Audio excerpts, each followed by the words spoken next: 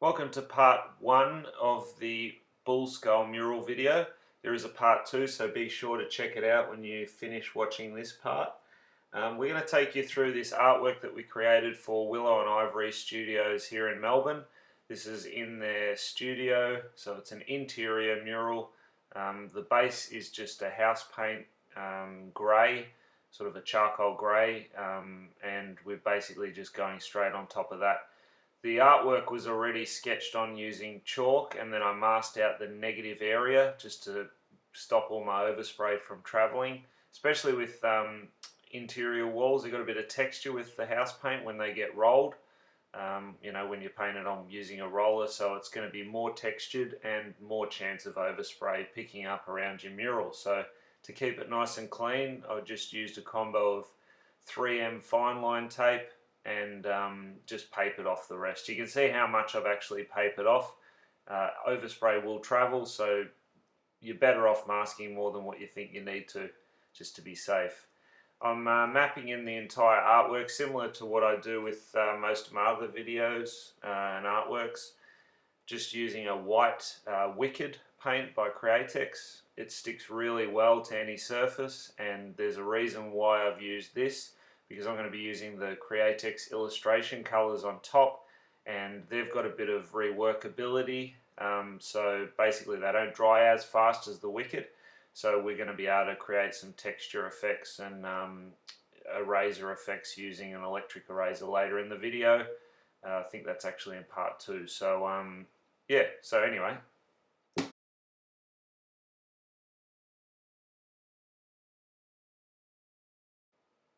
Okay, so because we want to come back in later and, like I just said, create some more effects into the bone, that's pretty much why I'm using the Wicked. Now the Wicked really does dry hard on your surface, and when I erase back later on, you'll notice that there's going to be, it'll show up the white. If you use something that wasn't as tough as the Wicked paint, there is other comparable brands, Trident as well.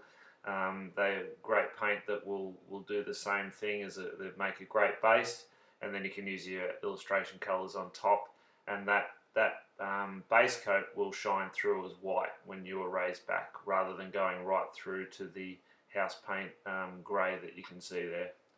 So anyway, I'm just mixing up my color here, just run out, so I'm going to keep going with that Wicked white.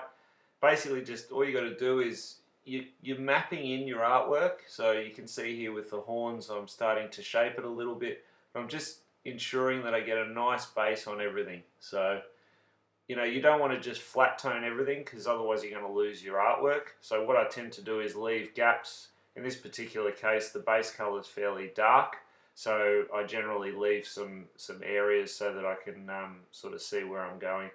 Just getting another view of that horn there. So how I just colour that in, as opposed to the other shot before with the GoPro.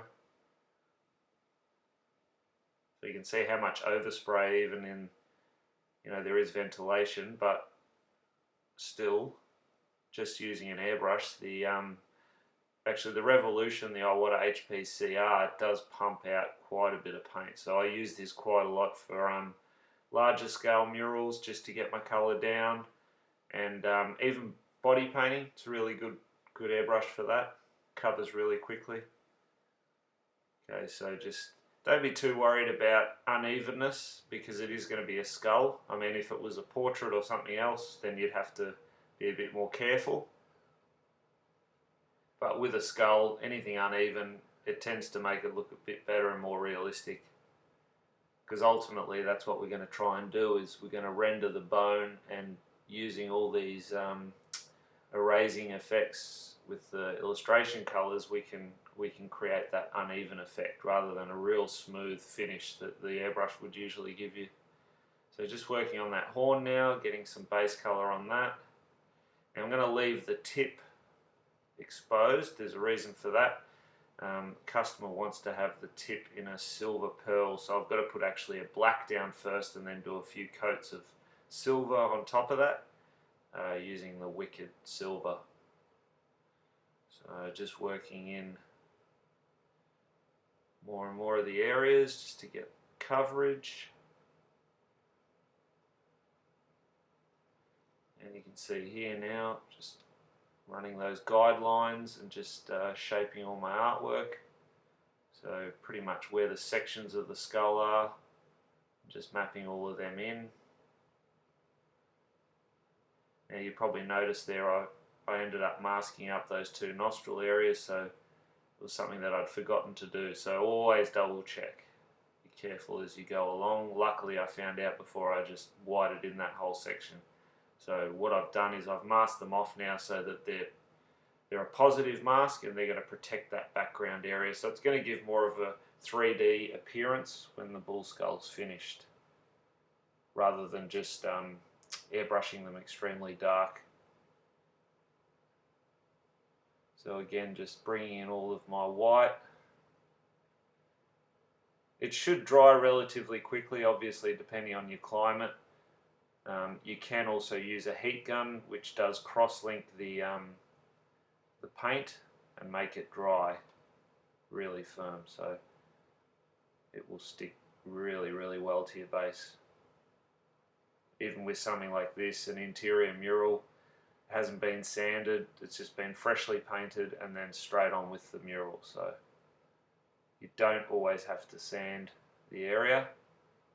Although if you're unsure, I always recommend doing a test panel or getting a test bit of timber, paint it in the colour if it is house paint, and then go from there, because you don't want to spend hours and hours doing a mural and then things peel off. Good thing with this one, it is just the outside that's masked. I'm not masking any of the other areas, it'll be all freehand. So just continuing to cover all those areas.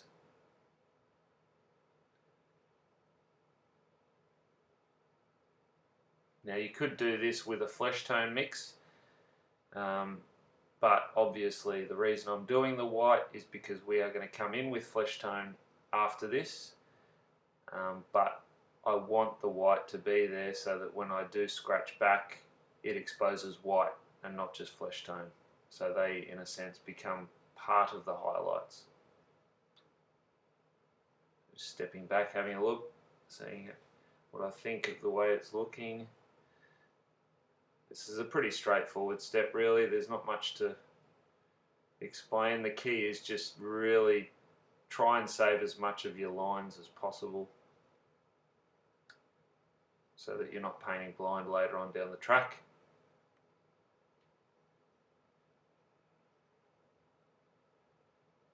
So just continue to work all that in. You'll probably go through a bit of paint as well.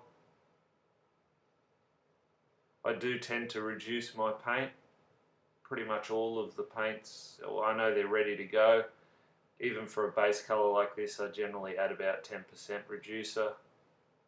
Just tends to flow a lot nicer and less tip drying and all that sort of stuff. So I also do strain all my paints. You can see a strainer there near the GoPro camera tripod. They're the little mini paint strainers that you can buy from your local paint distributor. In Australia, Body Shop Paint Supplies do sell them.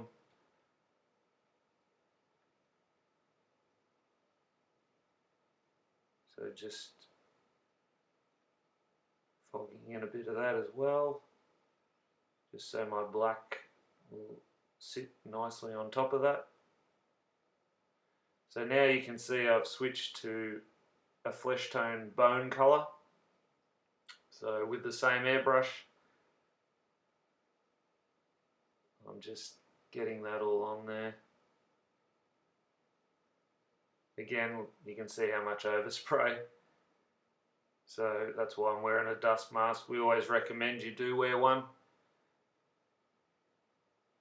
even though it is water-based, non-toxic paint. It's always a good idea. Obviously, if you're using any House of Colour or PPG or De Beers paints, then the urethane-based paints, you really do need to wear a proper respirator and have extraction fans and all the rest of it. So it's a good idea to do that even when you are airbrushing little murals. So the idea of this now is just to get a flat tone on there. Again, if it's a little bit uneven, don't worry too much. Okay, just keep on getting that flesh tone, that bony sort of colour on there.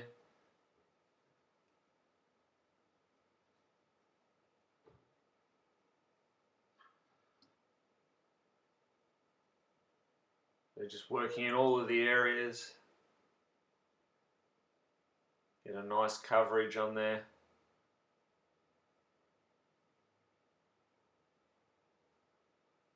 I tend to spray sections relatively heavy, but then the air is at the same time drying your paint. Like I said earlier, you can get a heat gun to help speed it all up if you are working in a colder climate.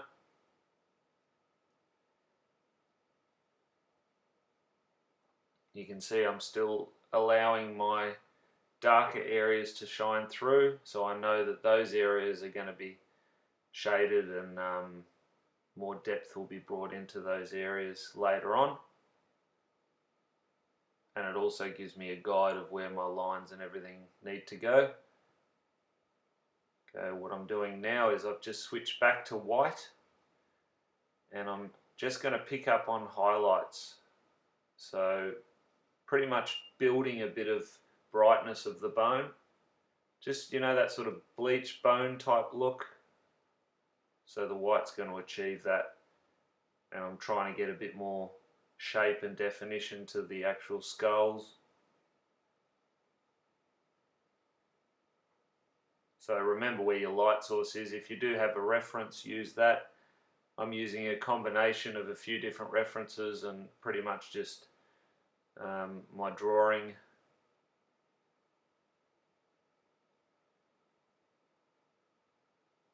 So that center section there, so you can tell my light source is kind of more towards the top right. So meaning it will pick up on that join, because that part of the bone will stick up and then drop down in the middle, and then on the right hand side then you can see where that highlight sits. So again, just build your highlights nice and sharp, define your edges, and then patch in from there. When I say patch in, you sort of can fog it in, can be a bit uneven like I mentioned earlier. That does help to create the bone. So just working it all in here.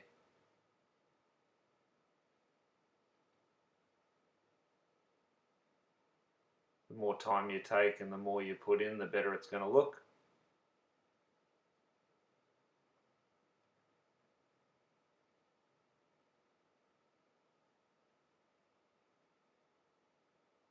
So again, if you're ever unsure, just keep referring back to your reference. But I mean, if you do make a mistake and you think, oh God, I've made that too light for whatever reason, just come back in and eliminate it with the flesh tone colour, which will opaque over the top of it.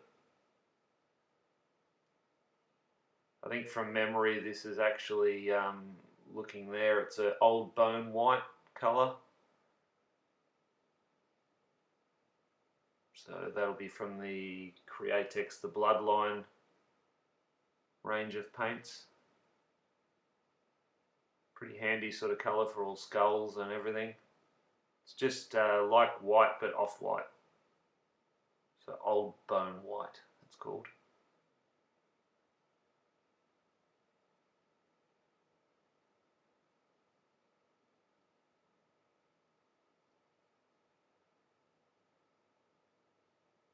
So just keep building all of those tonal variations. The idea is not just to eliminate everything that you've done, you're just working in areas that are going to be brighter.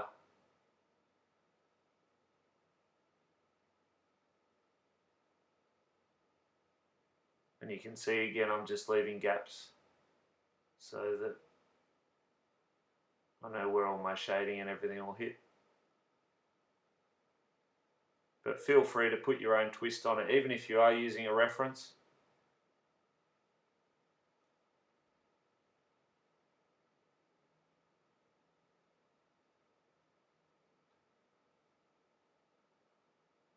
Just keep working all that in.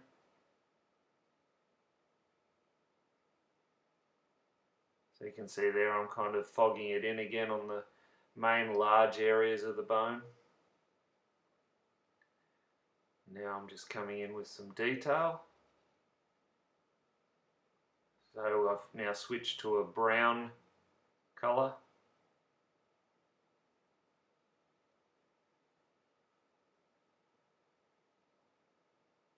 This particular colour, I think from memory again, is Illustration Decay on the Bloodline series.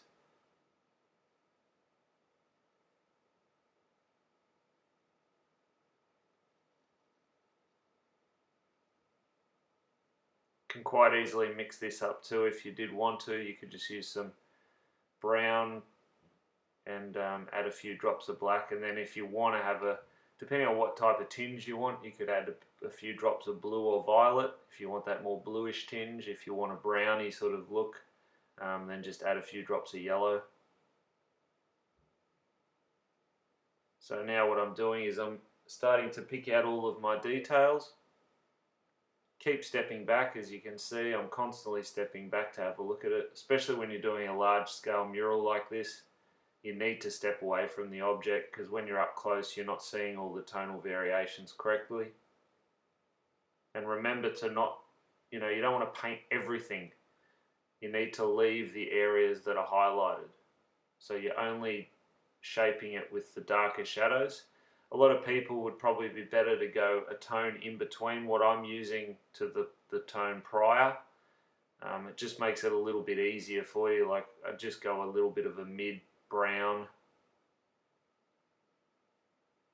sort of I'd say raw umber or something would be fine, and then add some black and drops of blue or violet to that. Basically what blue and violet does is it just gives you that tonal variation, but allows you to darken the brown, or even if you've made like if you're using that bony colour and you want to darken that off by putting drops of blue or violet into it, when you add a drop of black, it avoids the muddiness that you get if you were just to add black to it. So keep that in mind. It's a great tip to use for portraits as well. Whenever you add black, add a drop of blue or violet, and it definitely helps to keep it a cleaner colour.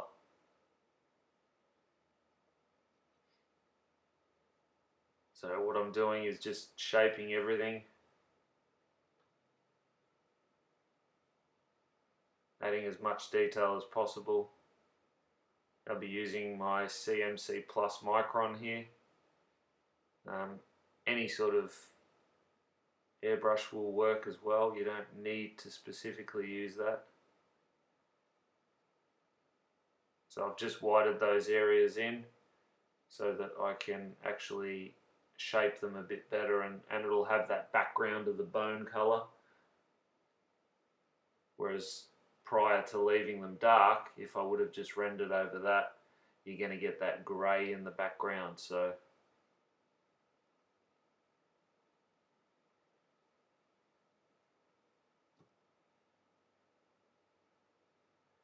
okay, so just keep working on that eye socket at the moment. You can see I put some 2 divots on the forehead of the skull there. They're not dots for any other reason, they're just divots in the bone. So I'll render them a bit better later on. I just sort of mark them in so I know where they've got to go. Whenever you're sort of cutting in a dark colour, up nice and close, and don't pull back as far on your airbrush, and that'll give you a nice sharp line. If you need to, you can angle the airbrush away from the area where you want to prevent overspray, but you need to have enough room there so that when the overspray travels in the opposite direction, it's captured within an area that is already dark. Otherwise you're going to create another issue for you on the other side, so keep that in mind. So I'm just working on the joins of the bones, all the cracks.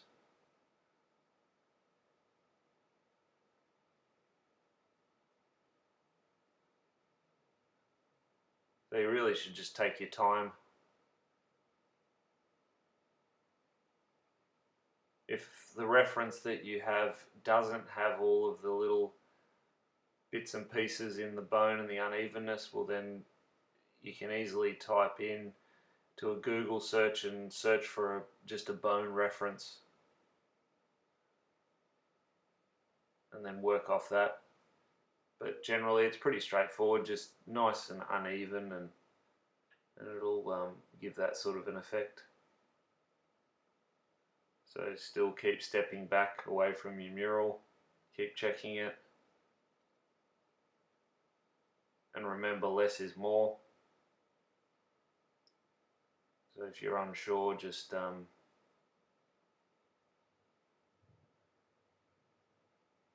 back to a section.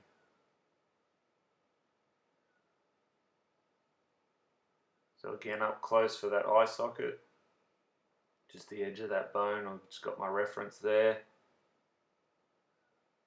Again, it's not the direct reference, it's basically just an outline of the bull skull, and then I've got a proper drawing that I rendered.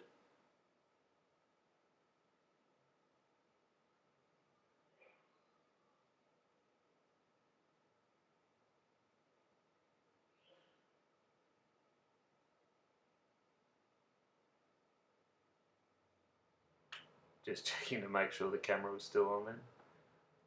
You might see me do that a few times through the videos.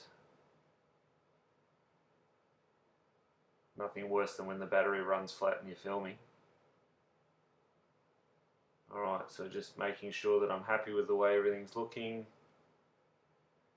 You'll notice I do tend to jump from piece to piece. I don't sort of tend to always work in one area. If I think, okay, that's, maybe not working out as nicely as possible, I'll move to something else and then I'll come back to it. So now I'm just getting some of those definite cracks in there. Just working this one in. I'm actually dropping that side down now to match, because my initial drawing was a little bit out. So I'm just tweaking some of those lines. To do that, I'm just adding extra cracks and holes into the bone. You'll be able to see it later when I've got some close-up shots.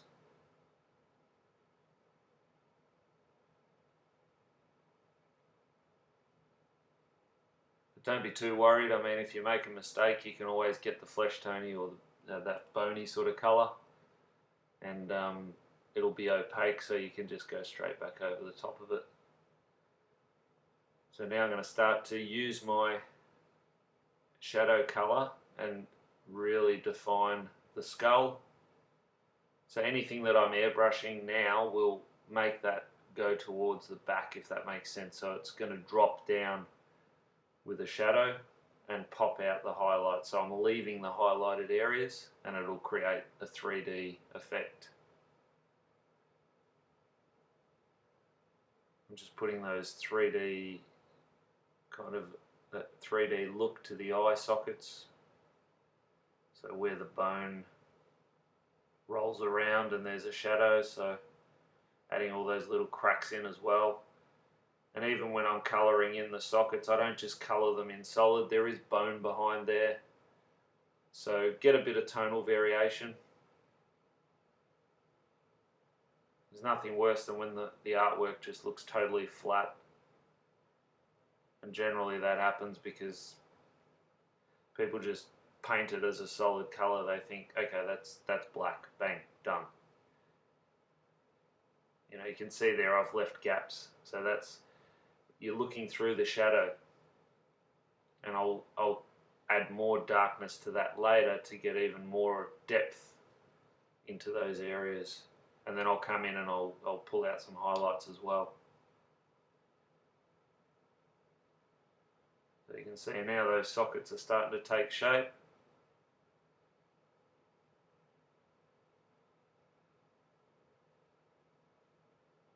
be patient.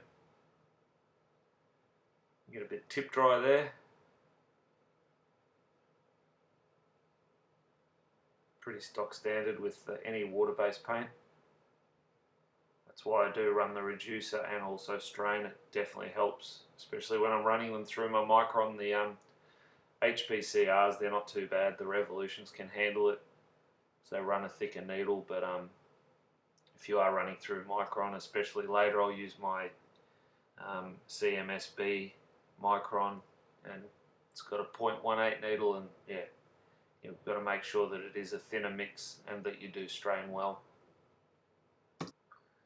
Just working in that nose area now. So you can see I've just put my guidelines in. Where I'm airbrushing now, I know that those sections are masked off as a positive, so I'm just picking up on the other areas, and then I'll knock all that area back so that there's a real sense of depth.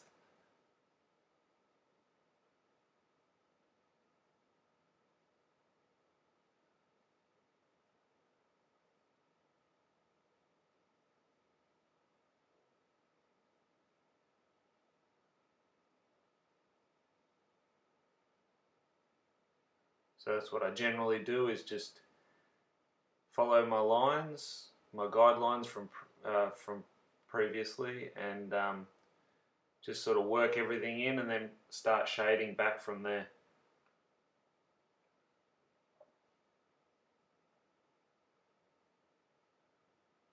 And just shape underneath as well, and then just extend your shadows up.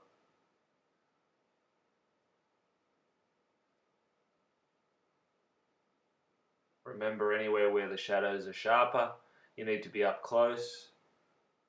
But if you want just a gradual tone, well, then you need to be further away. That's also the luxury of having it masked up. The overspray is not going to travel outside of where you've masked, so makes it a lot easier. And a great thing to do if you are a bit, well, you're not confident yet with the whole freehand thing.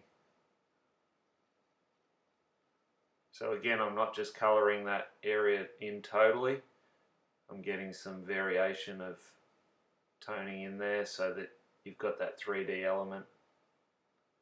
So here you go, you can see now with the closer camera angle how I really work in an area, nice and sharp, and then blend down.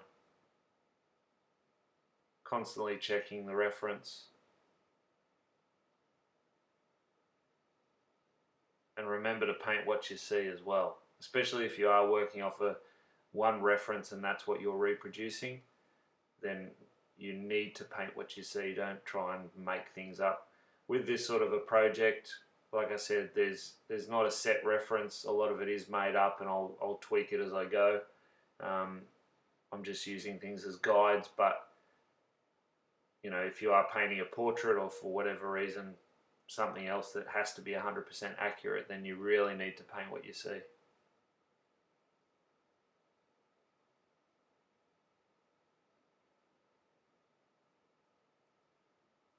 So just running a shadow there, and you can see that's really popping up. It's giving you those levels of dimension. So you can use these techniques as well if you're doing just a regular skull, and even the same sort of colouring.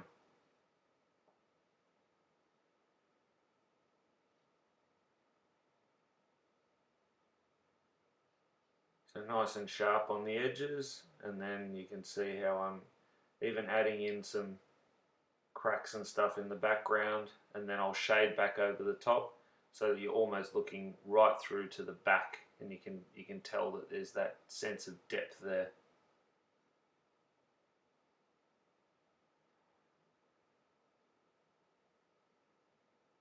And I'm just going to shape the side of the skull there. Still using the same tone, which I think is that illustration decay. So just trying to get as much shape to it as possible at this stage.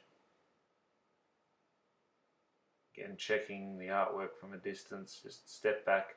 It also helps to squint your eyes. That tends to cut out all of the detail and you just see shapes and shadows, and then you can sort of tell whether you're on the right track or not.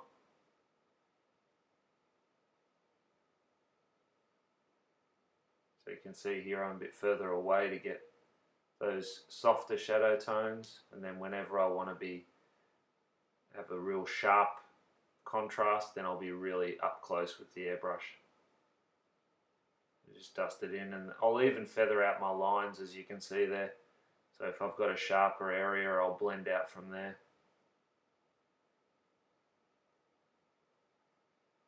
So you can see now with that shot, it's starting to really shape the skull.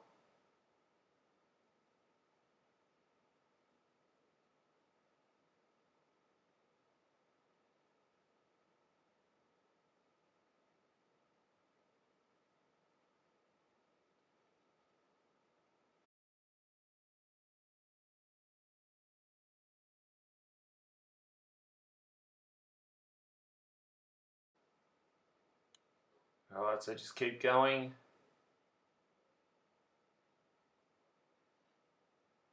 Now we're just going to keep blending out some of the shadows and cleaning up some of the other edges, creating more and more depth.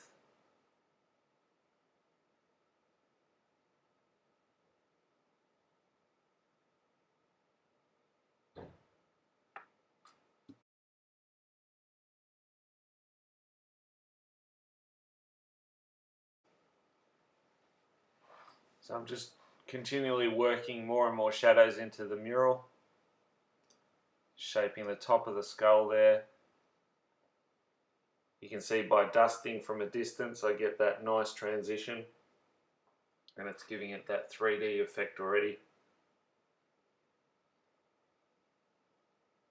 Just take your time.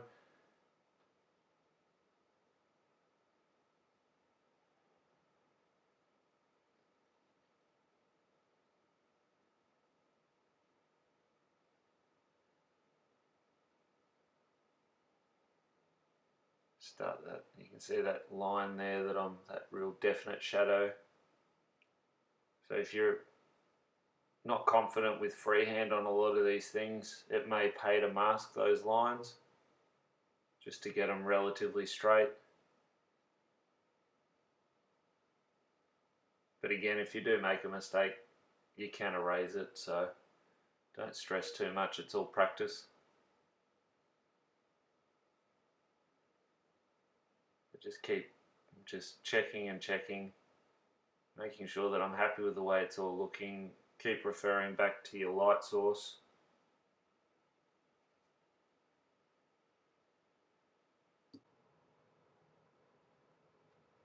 Okay, so we're just adding some more toning there. You can see I'm working on the eye socket just to bring that out a bit more, adding some random cracks and some of my finer details, which you may not be able to see right now.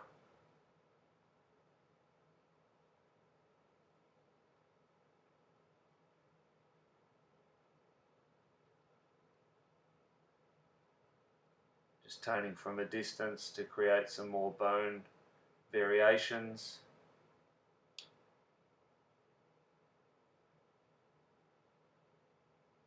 Some sharp shadows and then even some softer ones that I'm blending out from. So you can see now the eye socket's really starting to pop out.